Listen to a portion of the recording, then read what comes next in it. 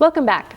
Not all unwanted calls, robocalls, and mass text messages are illegal or even scams. Gabrielle Crawford from the Office of Consumer Protection is here with us this morning to talk to us more about some of the federal rules and what those are when it comes to making these calls, and what happens when scammers make these calls illegally, and what you can do to protect yourself and others from those calls. So Gabrielle, thanks again for sticking around with us. So the Federal Communications Commission, or the FCC, they put rules into place when it comes to telemarketing and robocalls. Can you talk about some of those rules for these calls that could be legitimate and are not scams? Sure. So telemarketers have to abide by the Do Not Call registry if you're registered on that. And then political calls and telemarketers, when it comes to robocalls, there's kind of a different set of rules at play there. They have to get your consent ahead of time, but not all robocalls are bad. Sometimes you get calls that are related to doctor's appointments or telling you that there's no school the next day. So with those, they have to get your consent ahead of time, but they can actually be really helpful. So they do follow a different set of rules than regular calls would, those robocalls. You mentioned the Do Not Call registry, so that's a list that folks can get their phone number on. Can you get your cell phone number put on those too? Absolutely. Landline, cell phone, you can get those numbers put on the Do Not Call registry. The only exception would be businesses. You cannot register a business phone on the Do Not Call registry. But with that registry, you can put any number on there. It'll protect you from telemarketing calls from businesses that are trying to solicit you. It won't protect you from certain types of calls, like nonprofits or political organizations that are trying to call you, but it will protect you from those solicitations, which is something that a lot of people don't really want to receive. Other than avoiding those unwanted calls, is there another reason or two why it might be a good idea to get your phone number put on that Do Not Call registry? Yeah, I think the most useful thing is that it kind of helps with the process of elimination when you're trying to figure out if a call is a scam or not. So if you're registered on that Do Not Call registry, businesses are not allowed to solicit you. So if it's a scammer that's calling you while you're on the Do Not Call registry, it'll be easier to identify that the call's not legitimate, because you'll be able to say to yourself, if this was a real business, they wouldn't be allowed to call me because I'm registered on the Do Not Call registry. Perfect. So the Do Not Call registry is a way to block calls from legitimate businesses. Is there a way to block scam calls? I wish there was a silver bullet for ending all scam calls. That would be really great. But there are some tools that you can use. The biggest tool is going to be if you're using a cell phone, especially a smartphone, there's some new applications that you can download.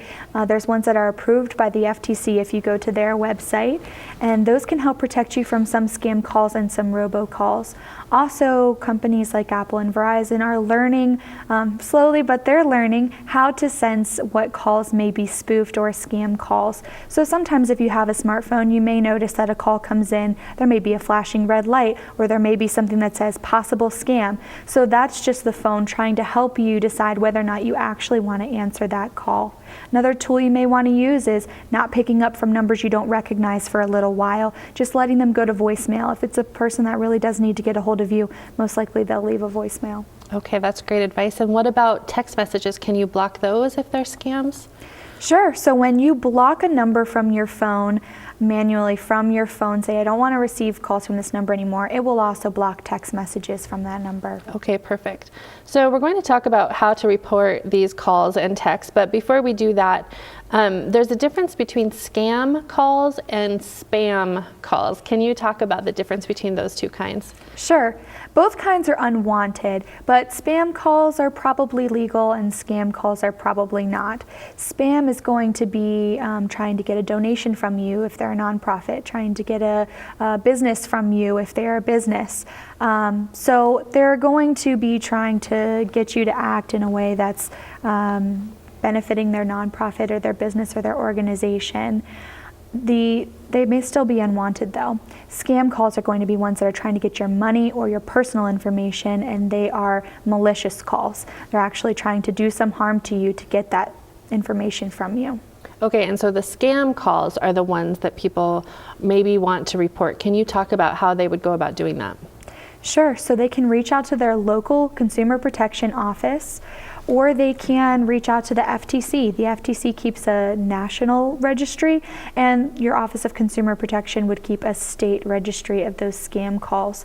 So reporting them to either of those agencies is a great idea. It helps us establish patterns so that we can do better education and prevention. Okay, and so then after you file that report, what happens?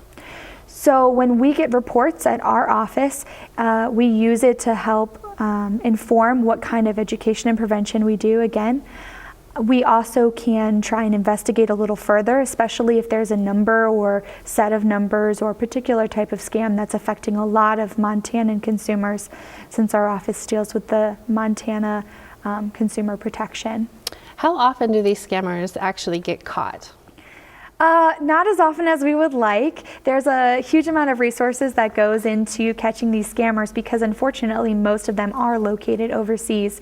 Even when we have very good English speakers on the line, most of those times the calls are originating overseas. There was a recent instance where a ring of IRS scammers got busted in the Mumbai, India area, but that took several years and a lot of resources. Wow. So unfortunately, it does take a lot more than you would think to catch these scammers. So we're about out of time, but I want to just really quickly, for those folks, they've given money and they realize it's a scam. Now what do they do?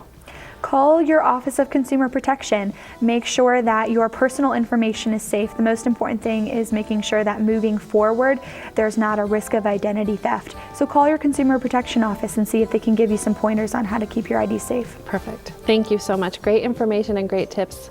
And I appreciate you being here, and thank you so much for tuning in this week. Be sure to join us again next week. Until then, stay fit, stay well, and stay healthy for life with Healthy Living for Life. Have a great week, everybody. Healthy Living for Life is brought to you by Mountain Pacific Quality Health.